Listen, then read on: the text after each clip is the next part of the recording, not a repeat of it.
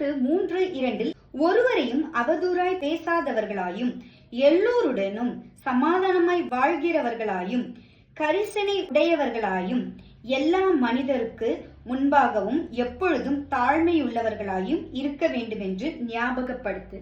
ஆமாங்க, இன்றைக்கு கர்த்தராகிய இயேசு கிறிஸ்து உங்களை பார்த்து ஞாபகப்படுத்த சொல்லி சொல்றாருங்க. எல்லாரோடையும் சமாதானமா இருக்கணும், யாவரோடும் அன்பா இருக்க வேண்டும், எல்லாரையும் மதிக்க வேண்டும். இன்றைக்கு ஒருவேளை உங்களுக்கு காசிப் கேட்கறது ரொம்ப பிடிச்சிருக்கு, மற்றவர்கள் தவறா பேசிட்டு இருக்காங்க, அந்த இடத்துல உட்கார உங்களுக்கு ரொம்ப பிடிச்சிட்டு இருக்கு, என்னால ஒருத்தரை பத்தியும் தவறாம கேட்காம இருக்கவே முடியல அப்படின்னு நினைக்கிறவங்களா, இன்றைக்கு உங்களை பார்த்துதான் நான் சொல்றேங்க. கிசுக்கிசுக்களோ பொய் சொல்றத பத்தியோ தவறான காசிப் பத்தி பேசுறதுக்காகவோ இயேசு கிறிஸ்து உங்களை படிக்கலங்க. உங்களை எதற்கு படிச்சிருக்காங்கன்னு கேக்குறீங்களா? மற்றவர்களோட அன்பா இருக்க படைச்சிருக்காரு, மற்றவர்களுக்கு உதவியா இருக்க படைச்சிருக்காரு, மற்றவர்களை நேசிக்க படைச்சிருக்காரு.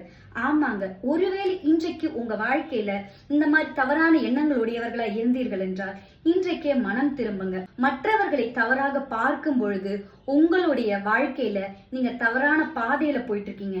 தவறான பாதையை நீங்க நோக்கி போயிட்டு இருக்கும் போது உங்க வாழ்க்கையில ஆசீர்வாதங்களை தடுக்கிறது நீங்க தாங்க. ஆசீர்வாதங்களை வேற யாரும் தடுக்கல. கர்த்தர் ஆசீர்வாதங்களை கொடுக்கிறவரா தான் இருக்காரு. இன்றைக்கே மனம் திரும்பி கர்த்தராகிய இயேசு கிறிஸ்துவை நோக்கி நான் பாவம் செய்து விட்டேன், இனிமேல் நான் செய்ய மாட்டேன்னு சொல்லி மன்னிப்பு கேட்டு உங்க வாழ்க்கையை நீங்க மாத்த பாருங்க.